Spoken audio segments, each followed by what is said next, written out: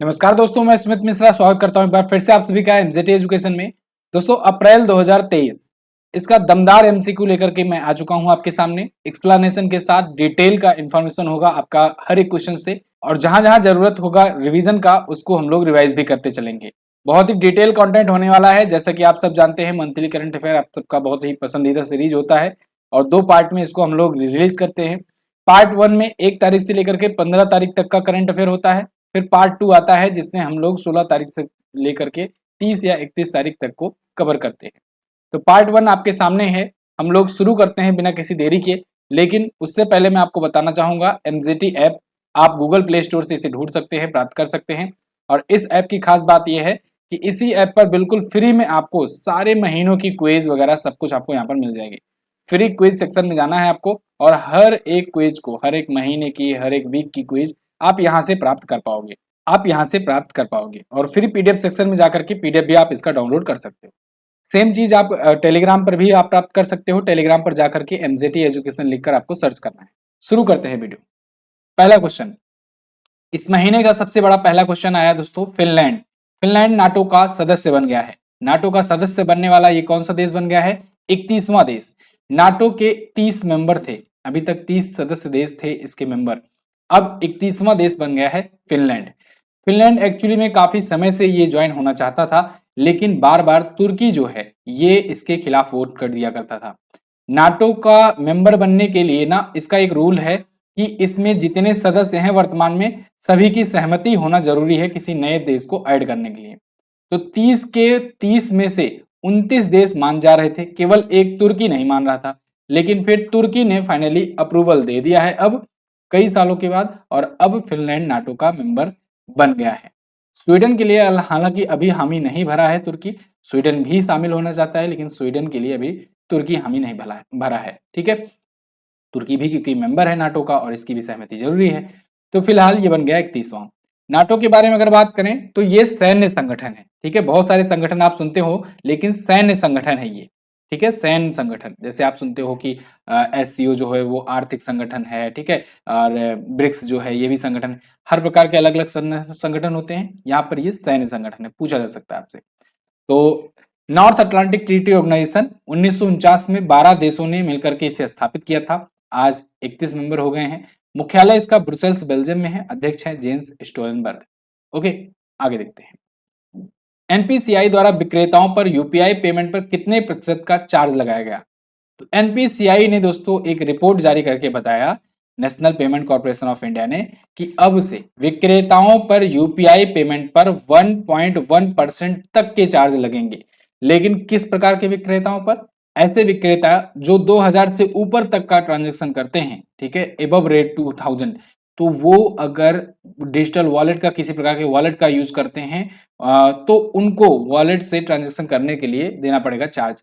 अगर आप पे करते हैं, आप कस्टमर है, तो आपको नहीं देना पड़ेगा चार्ज। विक्रेताओं के लिए ये चार्ज कटेगा, वो भी डिजिटल वॉलेट के लिए।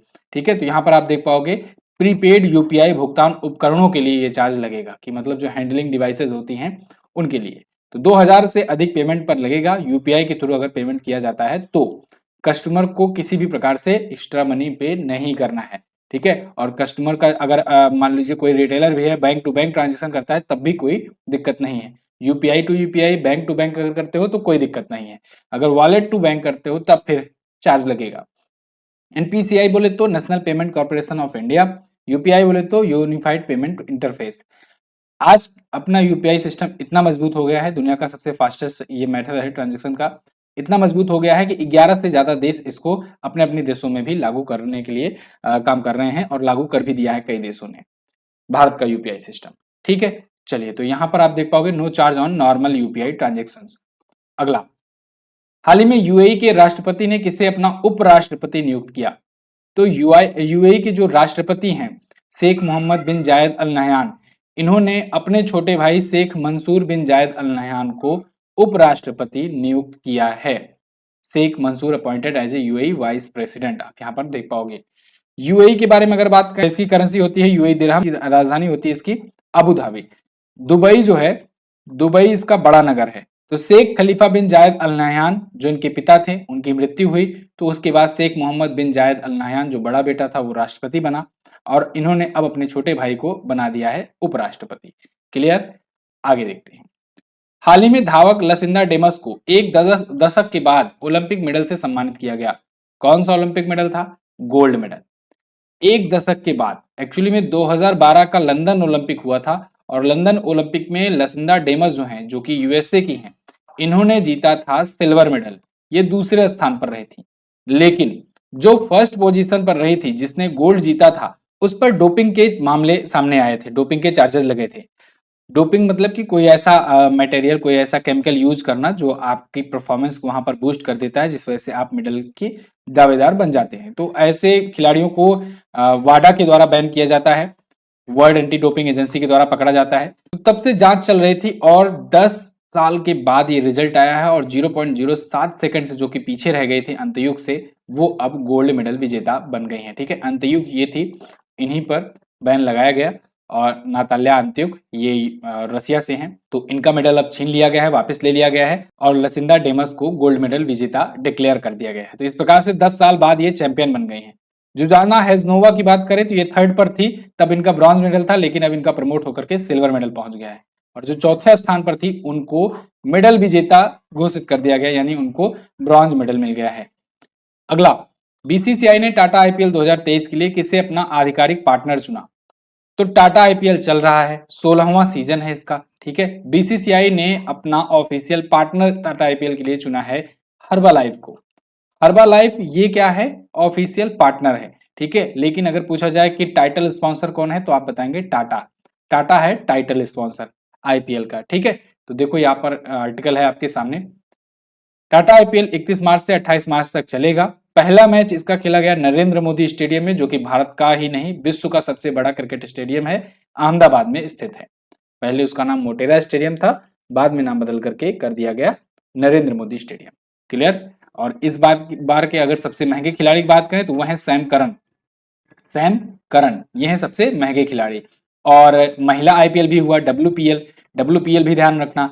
डब्ल्यूपीएल का तो रिजल्ट आ चुका है। मुंबई इंडियंस की जो महिला टीम थी, मुंबई इंडियंस की महिला टीम भी है, हरमनप्रीत कौर की कप्तानी वाली, उसने इस बार का यानी कि पहला डब्ल्यूपीएल खिताब जीत लिया है, विमेंस प्रीमियर लीग जीत लिया है। अगला, हाल ही में 13वीं अखिल भारतीय पुलिस कमांडो प्रतियोगिता किसने जीती? इसको जीत लिया है आईटीबीपी ने, इंडो तिब्बतियन बॉर्डर पुलिस। ये अखिल भारतीय पुलिस कमांडो प्रतियोगिता प्रत्येक वर्ष होती है, 13वां इस बार का संस्करण था और आईटीबीपी ने इसे जीत लिया है इस बार का। ठीक है, किसके द्वारा आयोजित किया गया था? एनएसजी के द्वारा, नेशनल सिक्योरिटी गार्ड के द्वारा, 21 से 31 मार्च तक। आईटीबीपी की बात करें तो 1962 में स्थापना हुई थी, नई दिल्ली में इसका हेडक्वार्टर है और महानिदेशक हैं अनीश दयाल सिंह। अगला, हाल ही में 100% विद्युतीकृत रेलवे नेटवर्क वाला भारत का पहला राज्य कौन बना? वो राज्य बन गया है हरियाणा। 100% विद्युतीकृत रेलवे नेटवर्क यहाँ पर हो गया है। इंडियन रेलवे ने इसको अनाउंस करके बताया है कि यहाँ का जो भी नेटवर्क है, जो रेलवे नेटवर्क है, वो पूरा का पूरा अब इलेक्ट्रीफाइड हो गया है। अब इसके बहुत सारे फायदे हैं जो कि यहाँ पर मैंने लिख रखे हैं, आप इसको टाइम निकाल करके पढ़ लीजिएगा। आगे देखते हैं, हाल ही में किस राज्य का एक व्यक्ति पौधे के कवक रोग से संक्रमित होने वाला दुनिया का पहला व्यक्ति बना? तो दोस्तों, अभी कोलकाता पश्चिम बंगाल में एक अद्भुत मामला देखने को मिला। एक रिसर्चर था, एक साइंटिस्ट कह लीजिए, जो प्लांट्स वगैरह पर रिसर्च किया करता था। वो इतना मशगूल हो गया इसमें कि पौधे का एक कवक रोग जो है वो व्यक्ति के अंदर आ गया, मतलब उससे वो व्यक्ति पीड़ित हो गया। यहाँ पर आप देखो, हालांकि नाम इन्होंने अभी डिस्क्लोज नहीं किया, बहुत जगह पर मैंने नाम ढूंढने का कोशिश किया लेकिन नाम मिला नहीं। Kolkata man infected by killer plant fungus, world first case, दुनिया का ये पहला मामला आया किलर प्लांट फंगस का। ठीक है, तो इनको जो 61 साल के जो व्यक्ति थे, जो कि एक पौधे का रिसर्चर भी हैं, ये प्लांट माइक्रोलॉजिस्ट हैं, तो इनको ये बीमारी हो गई है। ठीक है, किलर प्लांट फंगल की वजह से। पौधों में सिल्वर लीफ रोग जो होता है ना, इसी कवक के जरिए होता है, इसी कवक की वजह से होता है, वो अब इनको हो गया है। ये मशरूम और अलग अलग पौधों पर फंगल रिसर्च कर रहे थे। अगला, किस केंद्रीय मंत्री ने राष्ट्रीय समुद्री पोर्टल सागर सेतु ऐप लॉन्च किया? तो सागर सेतु ऐप ये लॉन्च किया है दोस्तों अभी हाल ही में। किसने? देखो, सागर सेतु है तो जहाज रानी और बंदरगाह जो मंत्री होंगे वही लॉन्च करेंगे। वो कौन है? सर्बानंद सोनोवाल जी। अच्छा, सर्बानंद सोनोवाल जी के पास एक और मंत्रालय है। कौन सा मंत्रालय है? आयुष मंत्रालय है। ठीक है, आयुष मंत्रालय है ये इनके पास। तो आयुष मंत्री भी हैं, साथ ही साथ जहाज रानी और बंदरगाह मंत्री हैं, बंदरगाह मंत्री हैं ये। ठीक है, तो दोनों मंत्रालय याद रखिएगा। तो जहाज रानी मंत्रालय के तहत इन्होंने इसे लॉन्च किया है, सागर सेतु नाम का। नई दिल्ली में ये पोर्टल लॉन्च किया गया है, ये ऐप लॉन्च किया गया है। और कुछ दिन पहले इन्होंने ही सागर मंथन प्लेटफॉर्म लॉन्च किया था, जो कि एक निगरानी डैशबोर्ड था। आईपीएल के नए नियम के अनुसार टूर्नामेंट के पहले इंपैक्ट प्लेयर कौन बने। आईपीएल अगर आप देखते होगे तो देख रहे होगे कि हर टीम एक एक इंपैक्ट प्लेयर लाती है, जिसकी जगह पर एक सब्स्टिट्यूट प्लेयर को हटा दिया जाता है जब। ठीक है, तो ये इंपैक्ट प्लेयर पहले ही मैच से शुरू हुआ। अब चूंकि पहला मैच चेन्नई सुपर किंग और गुजरात टाइटंस के बीच में था, और चेन्नई सुपर किंग को मौका मिला सबसे पहले इंपैक्ट प्लेयर लाने का।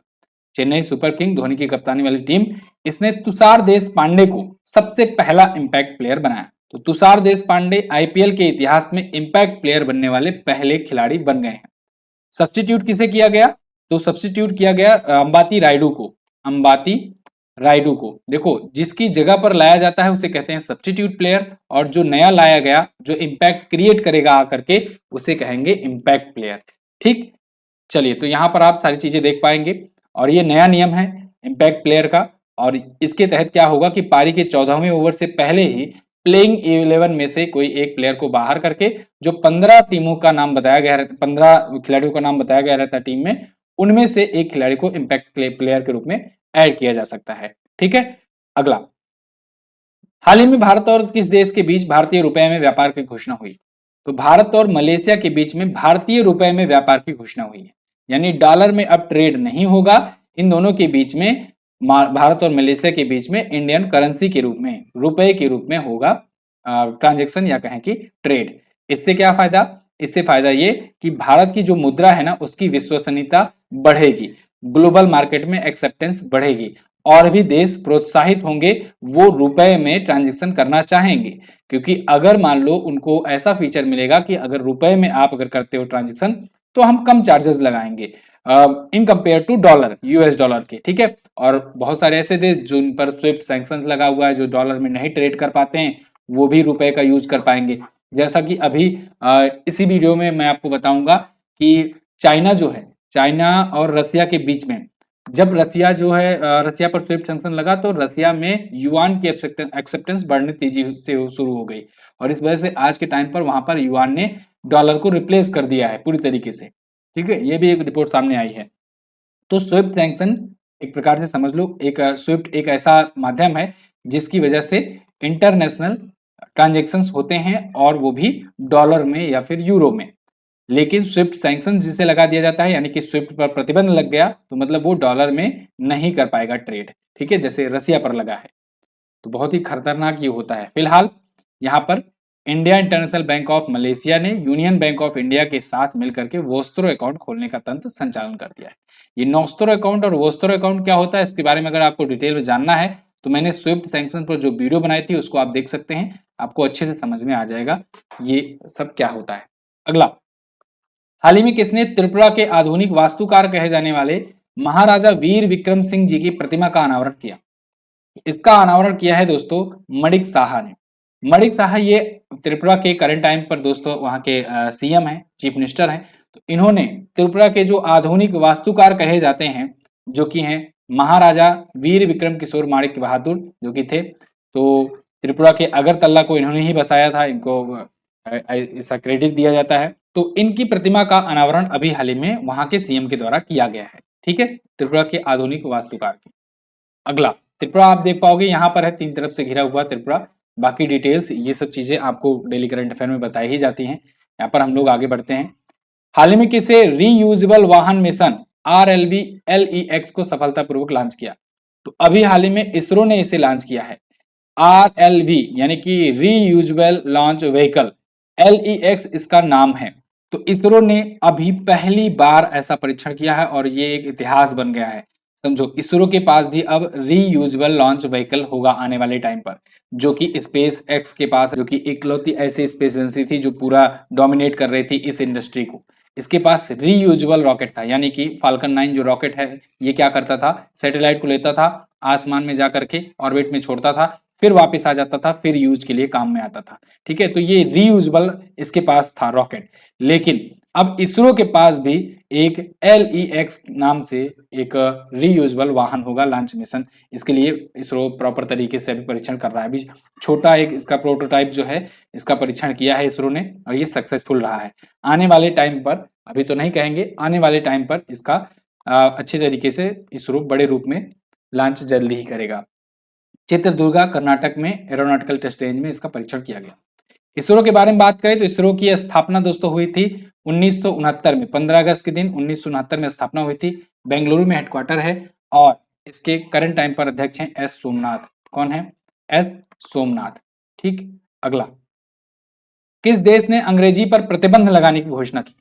तो दोस्तों इटली ने एक बहुत ही चौंकाने वाला निर्णय लिया है।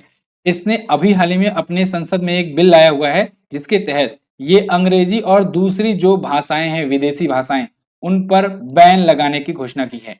ऑफिशियल पर्पजेज के लिए कोई भी नहीं यूज करेगा। अगर यूज करेगा तो उसको 100,000 या कहें कि 1 लाख, ठीक है, 1 लाख यूरो का जुर्माना देना पड़ेगा। 1 लाख यूरो का जुर्माना देना पड़ेगा उसे। ठीक है, यहाँ पर आप देख पाओगे इंडियन करेंसी में अगर बात करें तो 89.3 लाख के आसपास में होता है। इतना फाइन भरना पड़ेगा अगर कोई ऑफिशियल पर्पजेज के लिए इटालियन के अलावा कोई अगर लैंग्वेज यूज करता है तो। अच्छा, इसके अलावा प्रधानमंत्री जॉर्जिया मेलोनी ने इससे पहले चैट जीपीटी पर भी बैन लगाया था। चैट जीपीटी जो आप जानते हो ओपन एआई का एक टूल है, ओपन एआई का एक टूल है जो कि आर्टिफिशियल इंटेलिजेंस पर काम करता है। आप बहुत नाम सुने होंगे इसका। तो इस पर भी बैन लगा दिया गया है वहां पर। हालांकि टेम्पोररी बैन है ये, और जब क्लियरेंस मिल जाएगा तो दोबारा हो सकता है ये चल जाए, लेकिन फिलहाल अंग्रेजी तो गया। इटली की राजधानी रोम में होती है और रोम में ही है यूनाइटेड नेशन के फूड एंड एग्रीकल्चर ऑर्गेनाइजेशन का हेडक्वार्टर। प्रधानमंत्री हैं जॉर्जिया मेलोनी और मुद्रा होती है यूरो। अगला, हाल ही में किसके द्वारा लिखी गई पुस्तक कोर्टिंग इंडिया का विमोचन किया गया? तो कोर्टिंग इंडिया पुस्तक लिखा है नंदिनी दास ने। यहां पर आप आर्टिकल देखेंगे, नंदिनी दास जो हैं इन्होंने लिखा है ये courting India, England, Mughal India and origin of empire, ये इस पुस्तक का पूरा नाम है। ठीक है, तो हिस्टोरियन है नंदिनी दास, इतिहासकार हैं, इन्होंने ये पुस्तक लिखी हुई है। कुछ और पुस्तकें जो पिछले दिनों में आई, चर्चे में रही, उनको हम लोग रिवाइज कर लेंगे। जैसे अभी आजाद नाम की आत्मकथा आई जो कि गुलाम नबी आजाद जी की आत्मकथा थी, जो कि जम्मू कश्मीर के पूर्व मुख्यमंत्री रह चुके हैं। वार एंड विमेन, ये डॉक्टर M.A. हसन की पुस्तक थी। A matter of the heart, Anurag Behar की पुस्तक। Snakes in the Ganga, Rajiv Malhotra और विजया विश्वनाथन की पुस्तक। Vipin the man behind in the uniform, the man behind the uniform, Rachna Bisht Rawat की पुस्तक। और as good as my word, सचिव KM चंद्रशेखर की पुस्तक। India's struggle for independence, Gandhian era, ये P. ज्योतिमणि और प्रोफेसर G. बालन जी ने लिखा। India's vaccine growth story, Sajjan Singh Yadav की द्वारा लिखी गई। Modi shaping a global order in flux, ये S. जयशंकर जी ने लॉन्च किया। विक्ट्री सिटी, सलमान रुश्दी की पुस्तक। और the poverty of political economy, Meghnath Desai की पुस्तक है। ये सलमान रुश्दी वाली पुस्तक इंपॉर्टेंट है, पूछी जा सकती है। हाल ही में दुनिया की पहली तरल हाइड्रोजन संचालित नौका MF हाइड्रा कहां पर चालू की गई? MF हाइड्रा जो है ये दोस्तों नॉर्वे में चालू की गई है। ये दुनिया की पहली तरल हाइड्रोजन यानी कि लिक्विड हाइड्रोजन से चलने वाली ये नौका है। ठीक है, नॉर्वेजियन एक कंपनी है, उसके द्वारा ये चालू किया गया है। कौन सी कंपनी है? नॉरलैंड, इसके द्वारा ये बनाया गया है। तो ये लिक्विड हाइड्रोजन पर चलेगी, हालांकि बैटरी से भी चलेगी, इसीलिए कहा जा रहा है कि ये हाइब्रिड है। नॉर्वे के बारे में बात करें तो ओस्लो इसकी कैपिटल होती है। प्रधानमंत्री हैं जोनस गहर स्टोर और मुद्रा है नॉर्वेजियन क्रोन। नोबेल शांति पुरस्कार ओस्लो के द्वारा ही दिया जाता है, नॉर्वे की संसद के द्वारा। अगला, हाल ही में मियामी ओपन 2023 का खिताब किसने जीता? मियामी ओपन, इसको जीत लिया है डेनियल मेदवेदेव ने। डेनियल मेदवेदेव आप जानते हो ये रसिया के हैं, रसिया के टेनिस प्लेयर हैं और इन्होंने जीत लिया है मियामी ओपन का खिताब। इनका पहला ये मियामी ओपन था। हालांकि इस साल इन्होंने 4 टाइटल अभी तक जीत लिए हैं, ये चौथा टाइटल इनका था, लेकिन इनके कैरियर का पहला मियामी ओपन था। इन्होंने जैनिक सिनर को हरा करके ये जीता हुआ है। Clear, Daniel Medvedev. अगला, हाल ही में फ्रांस ने बास्टिल डे परेड के लिए किस देश के प्रधानमंत्री को आमंत्रित किया? तो फ्रांस में एक बहुत ही फेमस होता है बास्टिल डे परेड। जैसे अपने यहाँ गणतंत्र दिवस पर परेड होती है ना, ऐसे यहाँ पर बास्टिल डे परेड होता है जो कि फ्रांसीसी क्रांति की याद दिलाता है। तो उस अवसर पर प्रधानमंत्री नरेंद्र मोदी को एज ए चीफ गेस्ट बुलाया है। किसने? फ्रांस ने। तो भारत के प्रधानमंत्री को बुलाया गया है, डी ऑप्शन आपका करेक्ट होगा। यहाँ पर द हिंदू का आर्टिकल आपके सामने है फॉर द कंफर्मेशन। तो ये 14 जुलाई को जाएंगे, वहां पर बास्टिल डे परेड होगी जो, उसमें हिस्सा लेंगे। किस राज्य सरकार ने गर्मी को मात देने के लिए कूल रूफ पॉलिसी शुरू की? तो इसे शुरू किया है अभी हाल ही में तेलंगाना सरकार ने, कूल रूफ पॉलिसी। टेम्परेचर बढ़ता जा रहा है पूरी दुनिया का, और दक्षिण भारत में तो और ही ज्यादा रहता है, तेलंगाना एक दक्षिण भारतीय राज्य है ही। तो इसने कूल रूफ पॉलिसी लाई हुई है, जिसके तहत ये जगह जगह पर ऐसी व्यवस्थाएं करेगा जिससे लोग थोड़ा सा राहत महसूस कर सके।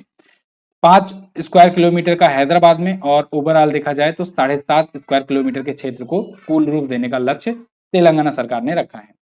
अगला, भारत और किस देश के बीच में कोप इंडिया सैन्याभ्यास होगा? तो भारत और अमेरिका के बीच में 10 अप्रैल से कोप इंडिया अभ्यास शुरू हुआ। ठीक है, तो कोप इंडिया, इंडिया और यूएस एयर एक्सरसाइज है, ये यहाँ पर होता है। कहां पर होगा? बंगाल के कलाईकुंडा एयरबेस में।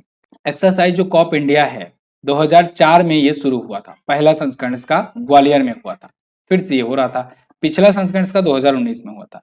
भारत और अमेरिका के बीच में और कौन कौन से होते हैं? युद्धाभ्यास है, संगम है, वज्र प्रहार, रिमपैक, अभ्यास 01 2022। ओके, तो ये सभी अभ्यास जो भारत और अमेरिका के बीच में होते हैं। अगला, हाल ही में फिक्की महिला संगठन की 40वीं अध्यक्ष कौन बनी?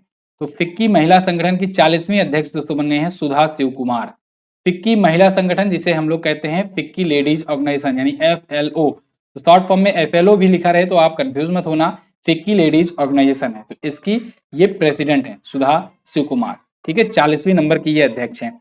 FLO की स्थापना 1983 में की गई थी, जबकि फिक्की की स्थापना 1927 में की गई थी। फिक्की बोले तो federation of Indian chambers of commerce and industry. इसके अध्यक्ष है सुभ्राकांत पांड्या, अभी नई नियुक्ति है तो इसलिए इसको भी याद रखना आप। महासचिव हैं शैलेश पाठक, नई दिल्ली में हेडक्वार्टर। अगला, हाल ही में जारी इंडिया जस्टिस रिपोर्ट 2022 के अनुसार न्याय वितरण के मामले में कौन सा राज्य शीर्ष पर है? तो न्याय वितरण के मामले में दोस्तों इस बार है कर्नाटका टॉप पर। पिछली बार महाराष्ट्र था टॉप पर, पिछली बार महाराष्ट्र था टॉप पर। ठीक है ना, जस्टिस डिलीवरी के मामले में। अब कर्नाटक जो है ये टॉप पर है इस बार। इंडिया जस्टिस रिपोर्ट में Karnataka top among 18 large state of the delivery of justice. इसमें सेकंड पर है तमिलनाडु, थर्ड पर है तेलंगाना। ठीक है, 2019 में टाटा ट्रस्ट ने इसे शुरू किया था। अगला, कर्नाटक के बारे में आप ये देख पाओगे बेसिक, ये सब चीजें मैं आपको डेली करंट अफेयर में डिटेल से एक्सप्लेन करके बताता हूँ, इसलिए कहता हूँ आप डेली करंट अफेयर भी देखा करो। ठीक है, जिससे आपको अच्छे से नॉलेज हो सके। हर एक क्वेश्चन में बहुत ज्यादा डीप कर जा करके आपको पढ़ाया जाता है। अपनी लेटेस्ट ई बुक भी है, इनको भी आप इनरोल कर सकते हो, ले सकते हो। मार्च महीने की ई बुक आ गई है, हिंदी और इंग्लिश दोनों लैंग्वेज में। हर एक ई बुक दोनों लैंग्वेज में लॉन्च की जाती है, तो इंग्लिश वाले स्टूडेंट भी ले सकते हैं और हिंदी वाले स्टूडेंट भी ले सकते हैं। स्टैटिक लेना है तो स्टैटिक जीके स्पेशल आप ये लीजिए, और ईयरली लेना है तो ये लीजिए, और मंथली आपको हर एक महीने प्रोवाइड की जाती है। सारी चीजें आपको MJT ऐप पर मिलेंगी, ध्यान रखिएगा, MJT ऐप, ये आपको गूगल प्ले स्टोर से सर्च करना है। अगला, हाल ही में किस देश ने OPEC 13 नाम का जासूसी सैटेलाइट लॉन्च किया? तो दोस्तों अभी हाल ही में इजराइल ने OPEC 13 नाम से जासूसी सैटेलाइट अंतरिक्ष में लॉन्च किया हुआ है। देखो इजराइल जो है ना, इजराइल का पूरा देश जो है ये जासूसी मामलों के लिए बहुत ज्यादा पॉपुलर है। इसका चाहे जो खुफिया एजेंसी है मोसाद वो ले लो, चाहे इसका ये देखो ये सैटेलाइट है जासूसी सैटेलाइट OPEC 13 ये ले लो, ये लोग स्पाई के मामले में बहुत आगे हैं। अभी आप देखोगे पेगासस नाम का एक सॉफ्टवेयर आया था चर्चे में, पेगासस भी जो है स्पाई सॉफ्टवेयर था इसका, और ये कोई भी आपका फोन हो, चाहे आप एप्पल यूज करते हो या कुछ भी यूज करते हो, उसको हैक कर देता था। ठीक है, तो पाम्किंग एयरबेस इजराइल से ये लॉन्च किया गया 5 अप्रैल को OPEC 13 नाम का जासूसी सैटेलाइट। इजराइल की राजधानी Jerusalem, prime minister Benjamin Netanyahu, मुद्रा है न्यूज तक। अगला, हाल ही में किस राज्य के मिर्चा चावल को GI टैग दिया गया? तो दोस्तों अभी हाल ही में बिहार के मिर्चा चावल को दिया गया है GI टैग। देखो अभी GI टैग दिया जा रहा है, कई सारे दिए गए हैं, और इस पर जल्द ही मैं वीडियो लाऊंगा। अगर वीडियो आ गई होगी तो आपको सर्च करना है GI टैग MJT एजुकेशन, तो आपको वीडियो मिल जाएगी, लेटेस्ट वीडियो, और आप उसे देख पाएंगे। GI टैग जो भी मिल रहा है अभी लेटेस्ट, सब आपको उसमें इंक्लूड करके बताया जाएगा। फिलहाल मिर्चा चावल जो है ये बिहार का प्रोडक्ट है जिसको GI टैग मिला है। बिहार के और कौन कौन से प्रोडक्ट को पहले मिल चुका है तो आप याद रखेंगे, मगही पान, शाही लीची, शाही लीची, मिथिला मखाना, मिथिला मखाना, इसके अलावा जर्दालू आम, भागलपुरी जर्दालू आम, ठीक है। ये सभी जो प्रोडक्ट हैं ये बिहार के प्रोडक्ट हैं, इनको जीआई टैग मिल चुका है। यहाँ पर देखो मर्चा राइस को भी अभी हाल ही में मिला हुआ है। अच्छा, अभी यूपी के बनारस के 4 प्रोडक्ट को जीआई टैग दिया गया। कौन कौन से हैं? एक तो बनारसी पान, और एक बनारस का लंगड़ा आम, एक रामनगर भंटा, और एक आदम चीनी चावल। ये 4 प्रोडक्ट अभी यूपी के हैं जिनको अभी रिसेंटली दिया गया है जीआई टैग, ठीक है। केरल दोस्तों ये जीआई टैग के मामले में सबसे ऊपर है। इस साल वित्तीय वर्ष 2022-23 में सबसे ज्यादा जीआई टैग मिला है केरल को। क्लियर? अगला, हाल ही में धोनी और रैना सहित कुल कितने भारतीयों को एमसीसी की आजीवन मानद सदस्यता प्राप्त हुई? तो धोनी, रैना समेत 5 भारतीय खिलाड़ियों को एमसीसी की मानद आजीवन सदस्यता प्राप्त हुई है। एमसीसी बोले तो मैरीलोबोन क्रिकेट क्लब, इसके तहत 5 भारतीय हैं जिनमें से 3 मेल और 2 फीमेल भारतीय खिलाड़ी, इनको एमसीसी की मानद सदस्यता प्रदान की गई है, आजीवन मानद सदस्यता। कौन कौन से खिलाड़ी हैं? धोनी, युवराज सिंह, सुरेश रैना, मिताली राज, झूलन गोस्वामी, ठीक। तो ये दोनों महिला क्रिकेटर और बाकी पुरुष क्रिकेटर। टोटल 19 क्रिकेटर्स को शामिल किया गया जिनमें से 5 जो है भारतीय थे इस बार, ठीक है। अगला, हाल ही में जारी दुनिया के सबसे व्यस्ततम हवाई अड्डे की सूची में दिल्ली का इंदिरा गांधी इंटरनेशनल एयरपोर्ट किस स्थान पर रहा? तो ये रहा दोस्तों 9वें स्थान पर। टॉप 10 में जगह बनाने में कामयाब रहा, और ये रिपोर्ट जो है वो जारी किया गया था एयरपोर्ट काउंसिल इंटरनेशनल के द्वारा। तो जारीकर्ता भी पूछा जा सकता है, आप याद रखिएगा, एयरपोर्ट काउंसिल इंटरनेशनल के द्वारा ये रिपोर्ट जारी की गई है। टॉप पर कौन है? अटलांटा हार्ट्सफील्ड जैक्सन इंटरनेशनल एयरपोर्ट, हर बार की तरह ये टॉप पर है, अमेरिका का। दूसरे पर डलास फोर्ट वर्थ एयरपोर्ट है, ये भी अमेरिका का है। तीसरे पर डेनवर एयरपोर्ट है, ये भी अमेरिका का है, टॉप पर ये तीनों, ठीक। अगला, किस देश के राष्ट्रपति को पोलैंड का शीर्ष पुरस्कार मिला? तो पोलैंड का शीर्ष पुरस्कार दिया गया अभी यूक्रेन के प्रेसिडेंट व्लादिमीर जेलेंस्की को।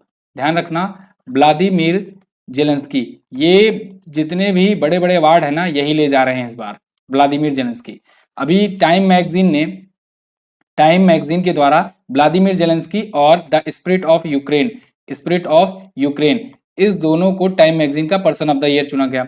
इसके अलावा यूक्रेन की जो जनता है उसको सखारोव पुरस्कार भी दिया गया था, ठीक है, याद होगा आपको।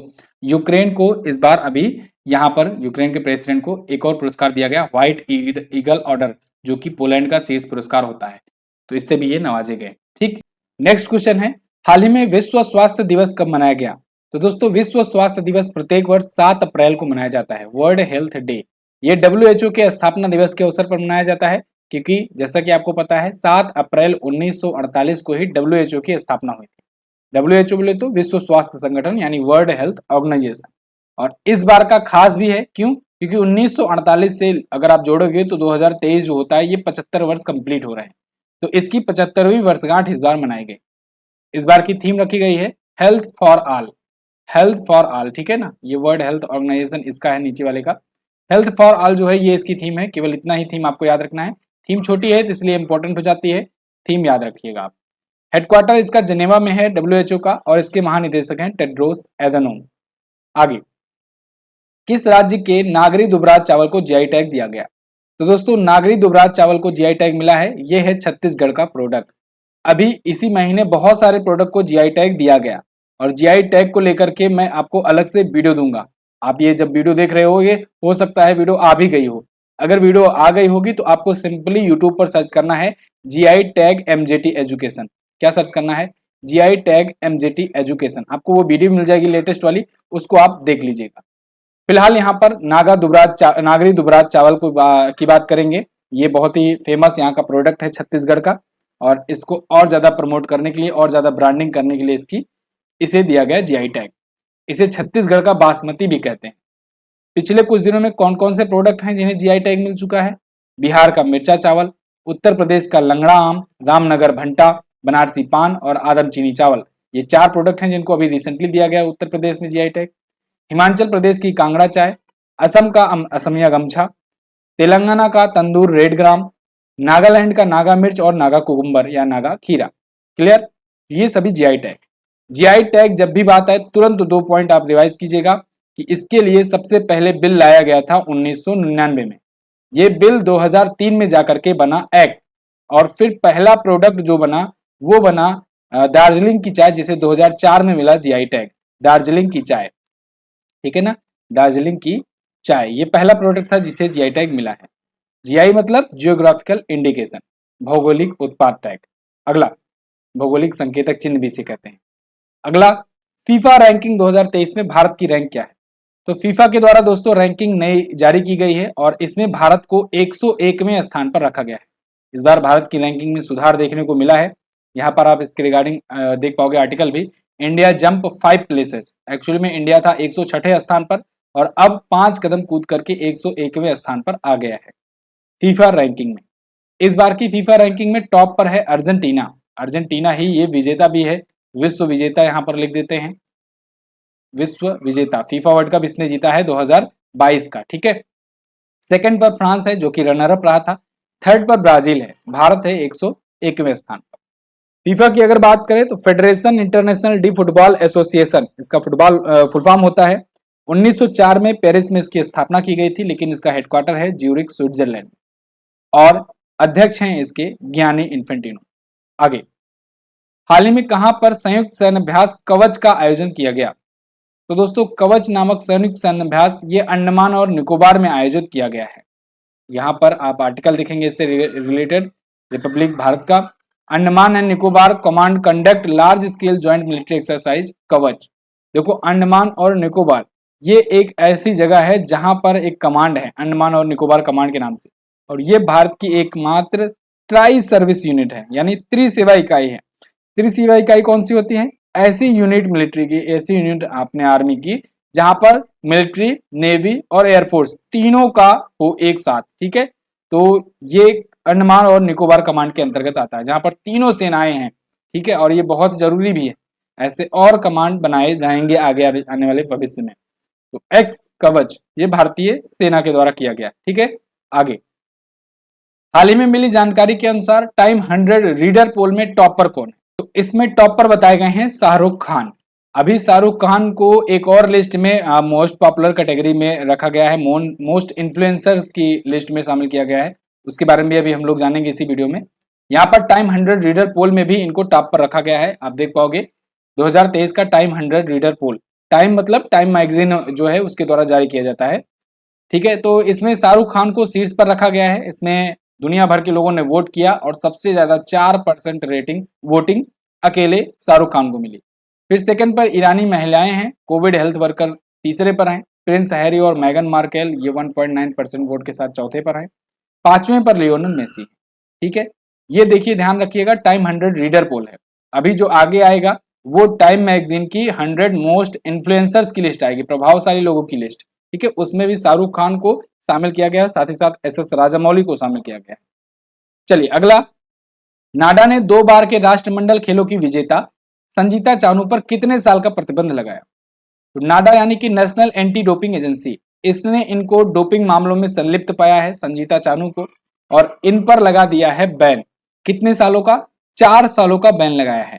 ये हैं वेट लिफ्टर, यानी कि जो भारोत्तोलक होती हैं वो होते हैं, संजीता चानू है, ठीक है। और इन पर एनाबलिक एंड्रोजेनिक स्टेरॉइड रोस्तानोलोन के लिए इनको पॉजिटिव पाया गया है। ये एक प्रकार का ड्रग है जो खिलाड़ी इस्तेमाल करते हैं और महिलाओं में वैसे ही स्तन कैंसर के इलाज के लिए यूज किया जाता है। तो फिलहाल वाडा द्वारा ये प्रतिबंधित है। वाडा बोले तो वर्ल्ड एंटी डोपिंग एजेंसी, और इसको लेकर के नाडा जो सेम ऐसा ही काम करने के लिए भारत में एजेंसी है, इसने इन पर 4 साल का प्रतिबंध लगाया है। आगे, हाल ही में किस बैंक ने रेगुलेटरी प्रोसेस को आसान बनाने के लिए प्रवाह पोर्टल लॉन्च किया? तो प्रवाह पोर्टल आरबीआई के द्वारा लॉन्च किया गया। आरबीआई यानी कि रिजर्व बैंक ऑफ इंडिया, तो ये रेगुलेटरी प्रोसेस को आसान बनाएगा बैंकों के लिए, ठीक है। RBI to simplify regulatory framework portal to be named Pravah, okay. तो प्रवाह का फुल फॉर्म भी आपके सामने है, हालांकि ये फुल फॉर्म बहुत लंबा है तो पूछा नहीं जाएगा आपसे। Platform for the grant of approval and authorisation for regulatory applications, ठीक है। आगे, हाल ही में अडानी पावर लिमिटेड ने किस देश में बिजली सप्लाई शुरू किया? तो अडानी पावर लिमिटेड के द्वारा बांग्लादेश में पावर सप्लाई शुरू की गई है। ये बहुत पुराना प्रोजेक्ट है जो चल रहा था और अब ये कंप्लीट हो चुका है, और इसके द्वारा अडानी ग्रुप के द्वारा अब गोड्डा प्लांट जो है ये अब रन करना शुरू कर चुका है। गोड्डा प्लांट अडानी पावर ने बनाया है, कहां पर? बांग्लादेश। इसकी क्षमता होगी 1600 मेगावाट की, ठीक है। झारखंड में भारत में एक नया बिजली संयंत्र भी इसी के द्वारा खोला गया है। ठीक है, तो झारखंड से गोड्डा जिले में ये जाएगा बिजली। अगला है, हाल ही में किस अंतरिक्ष एजेंसी ने वायु प्रदूषण की निगरानी के लिए एक यंत्र, एक मशीन लॉन्च किया है टेम्पो नाम से। तो इसे लॉन्च किया है नासा ने। नासा ने अभी स्पेस एक्स के साथ मिल करके इसे लॉन्च किया है। स्पेस एक्स आप जानते हो, स्पेस एक्स बड़ी मदद करता है नासा की। स्पेस एक्स ये प्राइवेट स्पेस एजेंसी है एलन मस्क की, और ये हेल्प करता है नासा की। नासा जो है ये गवर्नमेंट स्पेस एजेंसी है अमेरिका की, national aeronautic and space administration. Clear है? तो ये दोनों क्या करेंगे, मिल करके एक ऐसा डिवाइस लॉन्च किए हैं टेम्पो नाम से, जो मॉनिटर करेगा एयर पॉल्यूशन को स्पेस से। ठीक है, तो टेम्पो का full form tropospheric emission monitoring of pollution. Basically आप समझो एक ऐसा डिवाइस जो अपने ट्रोपोस्फेयर में घूमता रहेगा और हमारी पृथ्वी पर कितना पॉल्यूशन कौन कर रहा है, कहाँ कहाँ पर कर रहा है, ये ऊपर से ही देख करके बताएगा। क्लियर है, समझ में आ गया? आगे, हाल ही में गज उत्सव 2023 कहाँ मनाया गया? तो गज उत्सव दोस्तों ये असम में मनाया गया, और खास बात इसकी ये रही कि यहाँ पर राष्ट्रपति जी भी पहुंची थी। भारत की प्रेसिडेंट द्रौपदी मुर्मू जी, इन्होंने जाकर के इसको इनॉग्रेट किया, गज उत्सव 2023। ओके, ये काजीरंगा नेशनल पार्क में इवेंट आयोजित करके ये आयोजन किया गया था इसका, गज उत्सव का। इसमें भोरताल, झुमरू और बिहू नृत्य किए गए, जो कि वहाँ का पारंपरिक लोक नृत्य है असम का। ये सभी असम के नृत्य हैं। बीच बीच से देखो ये सब क्वेश्चन मिलते रहते हैं ना, और वैसे भी डेली करंट अफेयर में मैं आपको जो राज्यों वाला पेज होता है उसमें ये सारी चीजें दिया ही रहता हूँ, तो इससे आपको पता लग जाएगा कि कौन सा नृत्य कहाँ का होता है, और ये क्वेश्चन बहुत पूछे जाते हैं। ठीक है, और अभी बिहू नृत्य ने तो एक वर्ल्ड रिकॉर्ड भी बनाया है, Guinness book of world record. 11,000 लोग एक साथ आकर के बिहू कर रहे थे। ओके, आगे देखते हैं। साथ ही साथ द्रौपदी मुर्मू जी ने माउंट कंचनजंगा अभियान भी शुरू किया है। अगला, भारत सरकार ने किस अंतरिक्ष नीति को मंजूरी दी? तो भारत सरकार ने अभी भारतीय अंतरिक्ष नीति 2023 को मंजूरी दी है। ये एक नई स्पेस पॉलिसी होगी भारत के लिए, और इस पॉलिसी के तहत कोशिश किया जाएगा कि कैसे प्राइवेट सेक्टर को, प्राइवेट प्लेयर्स को आगे बढ़ावा दिया जाए। जैसे अभी मैंने आपको बताया कि स्पेस एक्स बड़ी मदद करता है नासा की, ऐसे ही भारत के भी कुछ जो स्टार्टअप हैं, जो स्पेस से रिलेटेड स्टार्टअप हैं, जैसे स्काई रूट हो गया, अग्निकुल एरोस्पेस हो गया, इन दोनों का नाम याद रखना। वैसे ये आने वाले टाइम में बहुत ज्यादा चर्चे में आने वाले हैं। ठीक है, स्काई रूट या अग्निकुल एयरलाइंस ये इसरो की बहुत मदद करेंगे आने वाले टाइम पे। तो ऐसे और सारे स्टार्टअप आ सके, और जिससे इसरो को भी बहुत सारे छोटे मोटे काम करवाने होते हैं वो इनसे निपटवा लिए जाए। ठीक है, और कम दाम में भी हो जाएगा। तो इसलिए सरकार चाहती है कि एक नई पॉलिसी लाई जाए, स्पेस पॉलिसी, जिसमें इनकी तो मदद ली ही जाए, इनको बढ़ावा दिया ही दिया जाए, साथ ही साथ इनको रेगुलेट भी किया जा सके, इनको नियम कानून भी बताया जा सके कि आपका दायरा ये है, आप इसके बाहर ना जाना। ठीक है ना, ऐसा ना हो कि हमारे यहाँ की स्पेस टेक्नोलॉजी जाके तुम पाकिस्तान या बांग्लादेश या किसी और देश को बेचाओ। ठीक है, तो ये चीजें के लिए किया गया है। आगे, हाल ही में किस राज्य में भारत की पहली सौर ऊर्जा संचालित पर्यटक नाव लॉन्च किया गया? तो दोस्तों भारत की पहली सौर ऊर्जा संचालित पर्यटक नाव ये लॉन्च की गई है केरल में। ठीक है, केरल में सोलर एनर्जी से चलेगी। यहाँ पर देखो इसका नाम होगा, ये कंपनी है KSINC, इसके द्वारा लॉन्च किया गया है। इसका नाम होगा सूर्यांशु। क्या नाम है? सूर्यांशु। यहाँ पर नाव पर भी लिखा हुआ है सूर्यांशु। ओके, तो ये Kerala state inland navigation corporation यानी KSINC के द्वारा लॉन्च किया गया है। ठीक है, सूर्यांशु नाम का सौर ऊर्जा से चलेगा पर्यटक नाव होगी, भारत की पहली ऐसी। अभी हाल फिलहाल में नॉर्वे ने दुनिया की पहली हाइड्रोजन से चलने वाली नौका लॉन्च किया था। ओके, आगे, किस देश के कलाकार दांते अकीरा उवाई ने विंटर यूथ ओलंपिक गैंगवान 2024 के लिए पदक डिजाइन प्रतियोगिता जीती? देखो, मेडल डिजाइन प्रतियोगिता ये अलग प्रकार की एक प्रतियोगिता है, कंपटीशन है। आप जो मेडल देखते हो ना ओलंपिक में मेडल देखते हो, गोल्ड होता है, सिल्वर होता है, ब्रॉन्ज होता है, उसको कोई ना कोई तो डिजाइन किया ही हो रहता है ना। तो वो जो डिजाइन किया जाता है उसके लिए कराया जाता है कंपटीशन।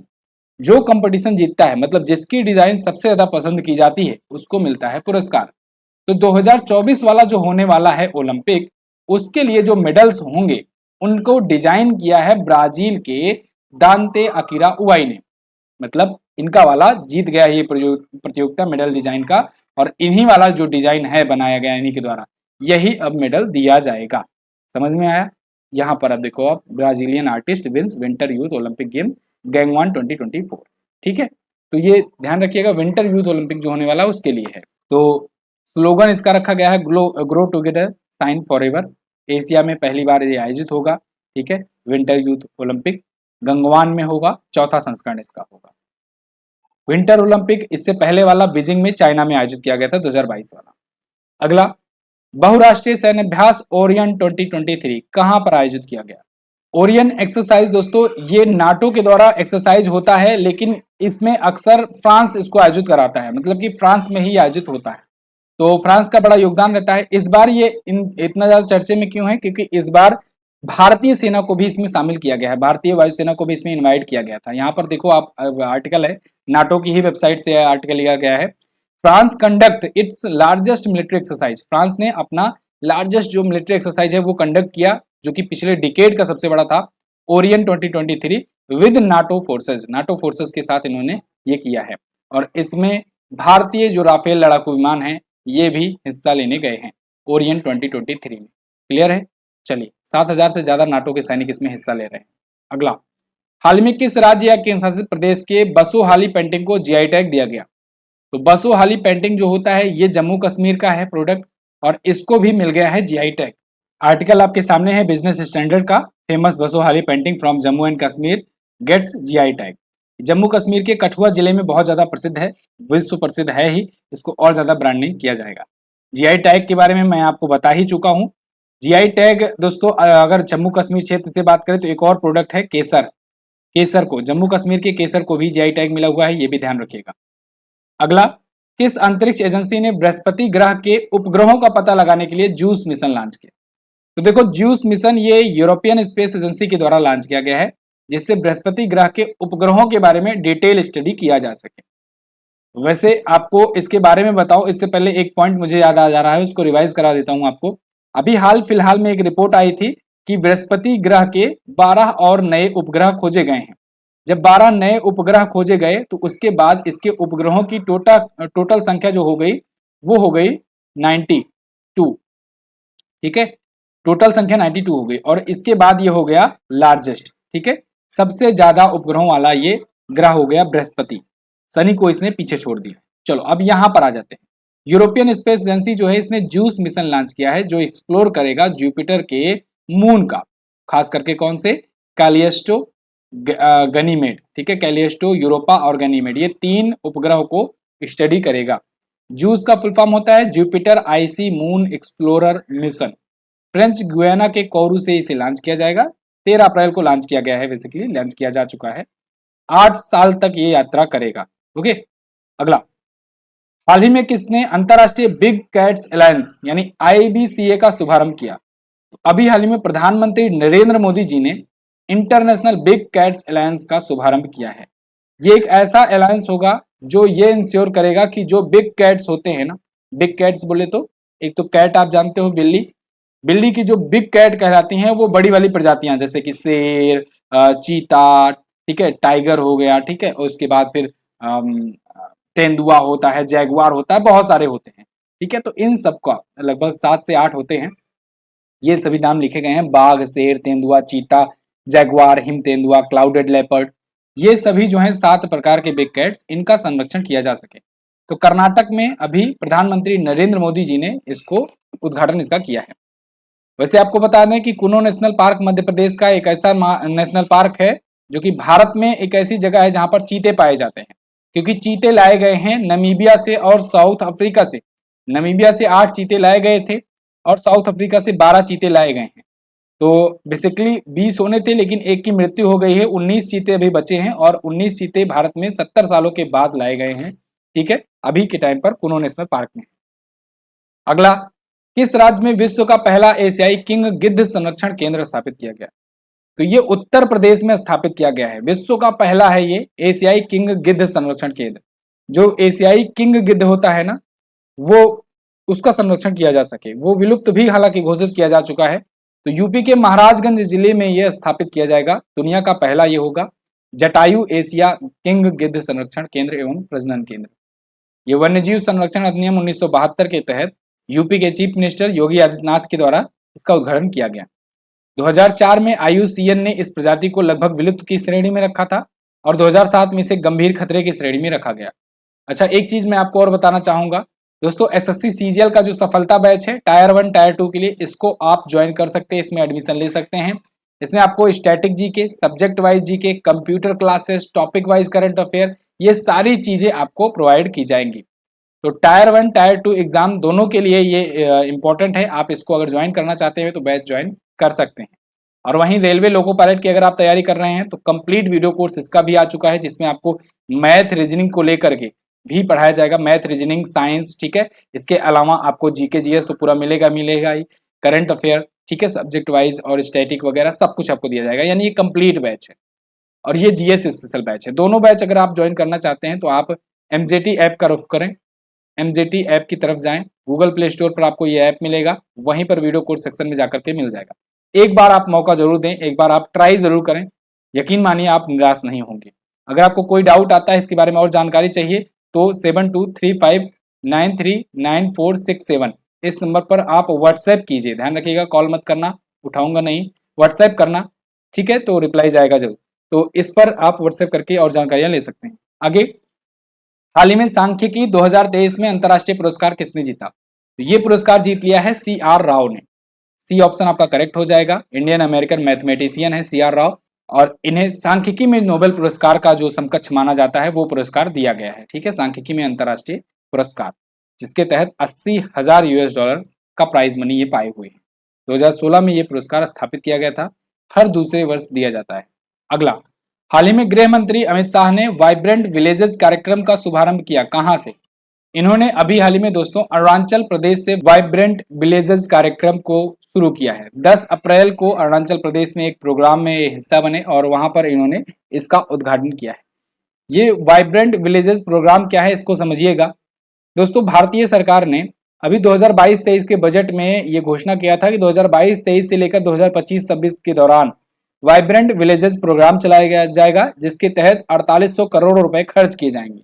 अब इस प्रोग्राम के तहत होगा ये कि जो भी अपने बॉर्डर वाले एरिया हैं, जैसे अरुणाचल प्रदेश, सिक्किम, उत्तराखंड, हिमाचल प्रदेश, ये सभी राज्य और केंद्र शासित प्रदेश वगैरह, खास करके उत्तरी सीमा के जो राज्य हैं, इनसे सटे 19 जिलों में, इनके जो 19 जिले हैं उनके 46 ब्लॉकों के 2968 गांवों की व्यापक विकास की जाएगी, उनका व्यापक डेवलपमेंट किया जाएगा। तो इसको लेकर के ये वाइब्रेंट विलेजेस प्रोग्राम शुरू करने की घोषणा की गई थी, और अभी अमित शाह जी ने इसका उद्घाटन भी कर दिया है। अमित शाह जी ये केंद्रीय गृह मंत्री तो हैं ही हैं, साथ ही साथ सहकारिता मंत्रालय भी ये संभाल रहे हैं। आगे, विश्व वैक्सीन कांग्रेस 2023 में किस वैक्सीन निर्माता कंपनी ने बेस्ट प्रोडक्शन का अवार्ड जीता है? तो दोस्तों अभी बेस्ट वैक्सीन प्रोडक्शन का अवार्ड जीत लिया है भारत बायोटेक ने। भारत बायोटेक ने ही दोस्तों बनाया था कोवैक्सीन जो भारत की है ना वैक्सीन, ये भारत बायोटेक के द्वारा ही बनाया गया था, और इस भारत बायोटेक कंपनी को इसी वैक्सीन की वजह से वर्ल्ड वैक्सीन कांग्रेस में सम्मानित किया गया है, इसे पुरस्कार दिया गया है। अमेरिका के वाशिंगटन डीसी में आयोजित एक कांग्रेस में समिट में एक प्रकार से इवेंट में इनको बेस्ट प्रोडक्शन या प्रोसेस डेवलपमेंट अवार्ड से सम्मानित किया गया है। भारत बायोटेक हैदराबाद स्थित एक कंपनी है, भारतीय कंपनी है। इसके संस्थापक और चेयरमैन है कृष्णा इला, इनको अभी पद्म भूषण से भी सम्मानित किया गया था। आगे, भारतीय चुनाव आयोग ने किस पार्टी को राष्ट्रीय पार्टी का दर्जा दिया? ये इस महीने का सबसे चर्चित क्वेश्चन रहा। भारतीय चुनाव आयोग के द्वारा अभी आम आदमी पार्टी को दोस्तों राष्ट्रीय पार्टी का दर्जा दिया गया है। साथ ही साथ भारतीय चुनाव आयोग ने 3 पार्टियों से उनकी राष्ट्रीय पार्टी का दर्जा छीन भी लिया है, यानी कि पहले 8 पार्टियां हुआ करती थी, ठीक है, नेशनल पार्टी, 8 में से 3 का दर्जा छीना गया, बची 5, और एक आम आदमी पार्टी को फिर से राष्ट्रीय पार्टी का फिर से क्या मतलब पहली बार ही राष्ट्रीय पार्टी का दर्जा दिया गया। तो आज के टाइम पर 6 ऐसी पार्टियां हैं जो नेशनल पार्टी का तमगा अपने हाथ में ली हुई है। नेशनल पार्टी का दर्जा कैसे मिलता है इसको भी मैंने आपको बताया था, तो इस पर भी बात करेंगे। पहले पार्टियों के नाम जान लो। देखो, आम आदमी पार्टी को 4 राज्यों दिल्ली, गोवा, पंजाब और गुजरात, इसमें इसके परफॉर्मेंस को देखते हुए इसे राष्ट्रीय पार्टी का दर्जा दिया गया। छीना किसे किसे गया है? तृणमूल कांग्रेस जो ममता बनर्जी वाली पार्टी है उससे, राष्ट्रवादी कांग्रेस पार्टी यानी एनसीपी, भारतीय कम्युनिस्ट पार्टी यानी बीसीपी, इन तीनों से दर्जा छीन लिया गया है। अब वर्तमान में कितनी पार्टियां हैं नेशनल पार्टी? तो बीजेपी है, जो कि ये भी बताया गया इसी रिपोर्ट में कि दुनिया की सबसे बड़ी ये पार्टी बनकर के उभरी है, क्योंकि दुनिया में इतनी बड़ा इकोसिस्टम वाली कोई पार्टी किसी देश में है नहीं। तो भारतीय जनता पार्टी है। कांग्रेस पार्टी है जो कि भारत की सबसे पुरानी पार्टी है, 1885 में स्थापना हुई थी इसकी। मार्क्सवादी कम्युनिस्ट पार्टी है एमसीपी। बहुजन समाज पार्टी यानी बीएसपी मायावती की। नेशनल पीपुल्स पार्टी यानी एनपीपी। आम आदमी पार्टी यानी आप जो अरविंद केजरीवाल की। तो ये पार्टी 6 हैं जिन्हें नेशनल पार्टी का तमगा मिला है। अब जानते हैं प्रोसेस। वैसे तो इस पर मैंने आपको वीडियो दिया हुआ है, अगर आप देखना चाहो तो उससे भी और अच्छे से समझ सकते हो। मोटा मोटा यहाँ पर समझ लो कि राष्ट्रीय पार्टी का दर्जा मिलने के लिए कुछ कंडीशंस हैं। जो कंडीशंस जो पार्टियां फुलफिल करती हैं उन्हें राष्ट्रीय पार्टी का दर्जा मिलता है। देखिए, अगर कोई भी पार्टी है जो 4 राज्यों में प्रादेशिक या क्षेत्रीय दल का दर्जा प्राप्त करती है तो उसे राष्ट्रीय पार्टी का दर्जा मिल जाएगा। अगर कम से कम 4 राज्यों में आप क्षेत्रीय पार्टी का दर्जा प्राप्त करते हो तो। कोई दल है अगर 3 अलग अलग राज्यों को मिलाकर लोकसभा की 2% की सीटें जीत जाता है, या कम से कम 11 सीटें, मतलब अब 2% आप निकालोगे 543 से, ठीक है, तो 10-11 सीटें आएंगी। तो ये 11 सीटें अगर अलग अलग राज्य से, मतलब इन 3 अलग अलग राज्यों से होती हैं, लोकसभा की सीटें हों और 3 राज्यों से हो उस पार्टी की, तब उसे राष्ट्रीय पार्टी का दर्जा मिल सकता है। और तीसरी कंडीशन क्या है, देखिए ये या लगा है, मतलब कि इनमें से कोई होना चाहिए एक। अगर कोई पार्टी 4 लोकसभा सीटों के अलावा लोकसभा या विधानसभा चुनाव में 4 राज्यों में 6% वोट भी हासिल कर रही है ना, तो उसको भी मिल सकता है दर्जा। क्लियर है? चलिए, आम आदमी की पार्टी के केस में यहां पर मैंने आपको बताया था 4 राज्य जो हैं उसमें इसका परफॉर्मेंस देखते हुए किया गया, यानी पहली ही कंडीशन ये फुलफिल कर रहा था, दिल्ली, गोवा, पंजाब और गुजरात। क्लियर है? आगे, हाल ही में फ्रीडम हाउस इंडेक्स 2023 में किस देश को दुनिया के सबसे कम आजाद देश का दर्जा मिला? तो दोस्तों अभी एक रिपोर्ट आई जिसमें फ्रीडम हाउस इंडेक्स ने बताया कि तिब्बत जो है ये दुनिया का सबसे कम आजाद देश है, क्योंकि तिब्बत पर तो 1959 से ही चाइना ने कब्जा कर रखा है। हालांकि ऑफिशियल रूप से तिब्बत भी अभी देश माना जाता है, लेकिन कहीं ये ग्राउंड लेवल पर एग्जिस्ट करता नहीं है। चाइना पूरा चाइना अपने आप को मानता है। तो फ्रीडम हाउस इंडेक्स ने इसको लेकर के एक रिपोर्ट जारी की। Freedom in the world index 2023 इस पूरा रिपोर्ट का नाम था। इसमें इन्होंने बताया दक्षिण सूडान, सीरिया और तिब्बत ये सभी दुनिया के सबसे कम मुक्त देश हैं। ठीक, आगे, भारत सरकार ने प्रधानमंत्री राष्ट्रीय भिक्षुता मेला यानी पीएम नाम का आयोजन कहां पर किया? तो भारत सरकार के द्वारा ये राजस्थान में इसका आयोजन किया गया, पीएम नाम का।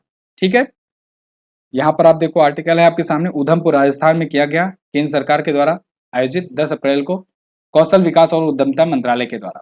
पीएम नाम का फुल फॉर्म होता है प्राइम मिनिस्टर नेशनल अप्रेंटिसशिप मेला। अगला क्वेश्चन है, हाल ही में किसे मराठा उद्योग रत्न पुरस्कार से सम्मानित किया गया? तो अभी हाल ही में मराठा उद्योग रत्न पुरस्कार से सम्मानित किया गया है दोस्तों नीलेश तांबरे को। किसे? नीलेश तांबरे को। यहाँ पर द प्रिंट का आर्टिकल आपके सामने है, Nilesh Tambre honoured with the Maratha Udyog Ratna. तो ये Jijau educational and social foundation के संस्थापक हैं, इन्हें अप्पा के नाम से भी जाना जाता है। तो नासिक, मुंबई में इन्हें अभी हाल ही में मराठा उद्यमी सम्मेलन के दौरान सम्मानित किया गया है। आगे, किस राज्य ने संजीवनी परियोजना शुरू की? तो संजीवनी परियोजना अभी हिमाचल प्रदेश ने शुरू की है।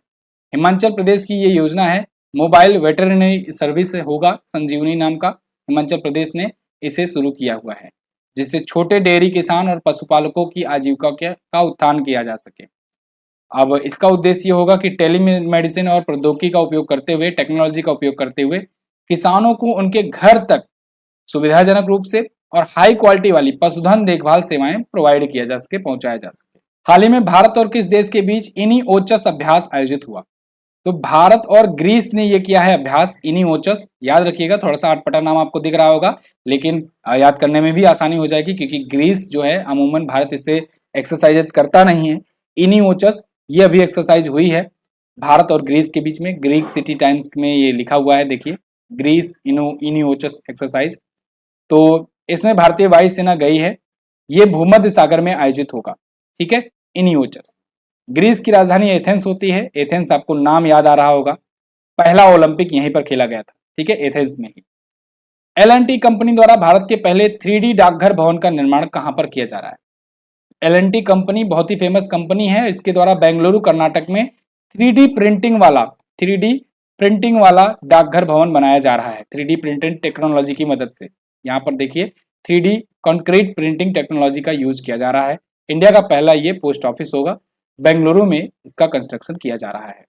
ठीक है, लार्सन एंड टुब्रो की बात करें तो 1946 में स्थापना हुई थी, मुंबई में हेडक्वार्टर है। इसके अध्यक्ष हैं अनिल मणिभाई नाइक। 13 अप्रैल 2023 को जलियांवाला बाग हत्याकांड की कौन सी बरसी मनाई गई? तो इस बार दोस्तों जलियांवाला बाग मैसेकर की 104वीं बरसी मनाई गई। आपको पता होगा 13 अप्रैल 1919 को यह घटना हुई थी। 1919 को घटना हुई थी। जलियांवाला बाग अमृतसर का एक स्थान है, एक प्लेस है। वहां पर काफी लोग इकट्ठा हुए थे। किसके लिए इकट्ठा हुए थे? सत्यपाल और डॉक्टर सैफुद्दीन किचलू, वहां के जो रीजनल नेता थे, उनकी गिरफ्तारी कर ली गई थी। उनके विरोध में ये वहां पर लोग इकट्ठा हुए थे, 20 से 25 हजार लोग। और फिर जनरल डायर आते हैं और वहां पर लगातार गोलियां चलवाना शुरू कर देते हैं। रिपोर्ट्स में बताया गया कि 300 से 400 लोग की मृत्यु हुई, लेकिन बताया जाता है जो लोग वहां पर थे, मौजूद थे, उनका कहना यह था कि 1000 से ज्यादा लोगों की मृत्यु हो गई। तो अमृतसर पंजाब में ये जलियांवाला बाग हुआ था हत्याकांड। ठीक है, इसकी 104वीं बरसी अभी मनाई गई है। इसके बाद बहुत सारे इवेंट हुए और ये जो इवेंट है भारतीय क्रांति, जो स्वतंत्रता संग्राम था कहें, उसमें एक आग में घी डालने का काम किया और इसके बाद से फिर अंग्रेजों के खिलाफ पूरा का पूरा देश जो है वो इकट्ठा हो गया था। महात्मा गांधी, रविन्द्रनाथ टैगोर, इन लोगों ने अपना पूरा सम्मान जो ब्रिटिश सरकार से प्राप्त किया था वो सब वापस कर दिया। उसके बाद असहयोग आंदोलन शुरू हुआ वगैरह वगैरह। चलिए आगे। हाल ही में स्टैनफोर्ड यूनिवर्सिटी के एआई इंडेक्स के अनुसार सबसे अधिक आर्टिफिशियल इंटेलिजेंस निवेश वाले देशों में भारत किस स्थान पर? भारत इसमें है 5वें स्थान पर। आर्टिफिशियल इंटेलिजेंस में इन्वेस्टमेंट कौन सा देश कितना कर रहा है, इसको लेकर के स्टैनफोर्ड यूनिवर्सिटी ने एक रिपोर्ट जारी की है अपनी, और इंडिया को 5वें स्थान पर इसने बताया है। पहले पर अमेरिका, दूसरे पर चाइना, तीसरे पर यूके और चौथे पर इजराइल है। ठीक है, जो आर्टिफिशियल इंटेलिजेंस बेस्ड जो प्रोडक्ट्स हैं और जो सर्विसेज हैं उनकी पेशकश कर रहा है। अभी आपने एक नाम सुना होगा, चैट जीपीटी। ये बड़ा बवाल मचाया हुआ है। चैट जीपीटी ये एक टूल है ओपन एआई का। ये भी आर्टिफिशियल इंटेलिजेंस की मदद से बहुत सारे काम जो है ये आसान कर देता है। ठीक है, आगे। आईपीएल के 200 मैचों में कप्तानी करने वाले पहले क्रिकेटर कौन बन गए? वो बन गए हैं महेंद्र सिंह धोनी। आईपीएल में किसी एक टीम के लिए 200 मैचों में कप्तानी करना, ये एक अद्भुत रिकॉर्ड बन गया है धोनी के नाम। और सेकंड पोजीशन पर जो है वो अभी बहुत पीछे हैं। मतलब आप देखोगे रोहित शर्मा अभी 146-47 मैचों में ही कप्तानी किए हैं मुंबई इंडियंस के लिए, जबकि वहीं चेन्नई सुपर किंग के लिए आईपीएल में धोनी ने 200 से ज्यादा मैचों की कप्तानी कर ली है। चेन्नई सुपर किंग टीम के मालिक हैं एन श्रीनिवासन, जो कि बीसीसीआई के पूर्व अध्यक्ष भी रह चुके हैं। चित्रा श्रीनिवासन, रूपा गुरुनाथ मैप्पन, ठीक है, ये सभी हैं। धोनी 2008 में सीएसके से जुड़े। बीच में 2016-17 में जब सीएसके को बैन किया गया तो उस टाइम पुणे सुपर जायंट्स आई थी।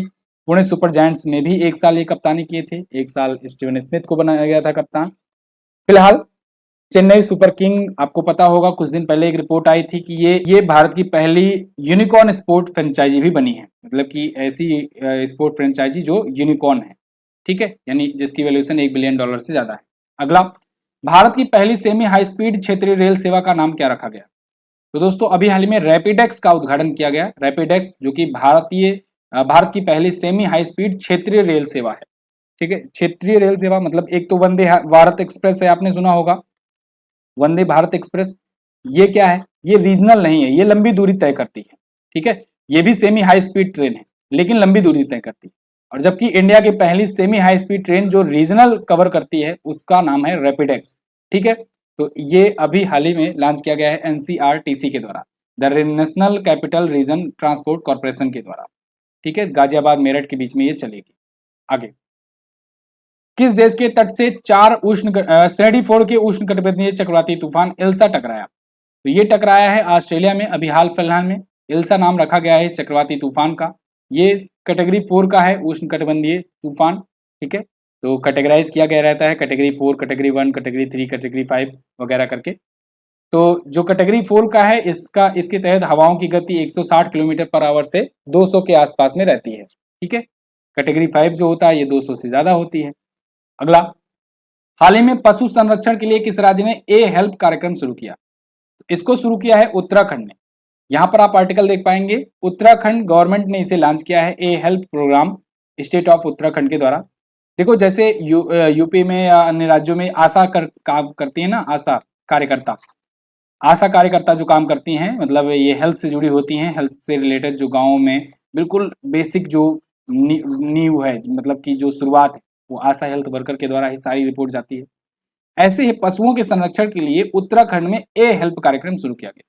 इसमें क्या किया जाएगा, इसमें ए हेल्प एजेंट तैयार किए जाएंगे, इनको ट्रेनिंग दी जाएगी और ये पशुओं से रिलेटेड उनकी बीमारियां, उनकी टैगिंग, उनका बीमा, ये सारी चीजें करवाएंगे। ठीक है।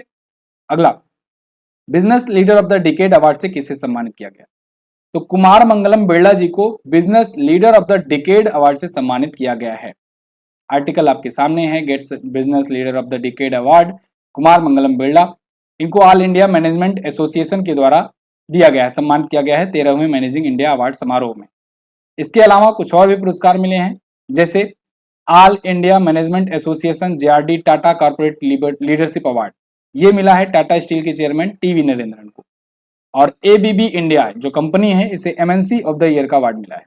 अगला क्वेश्चन और इस पार्ट का आखिरी क्वेश्चन, एशियाई कुश्ती चैंपियनशिप 2023 में भारतीय महिला पहलवानों ने कुल कितने पदक जीते?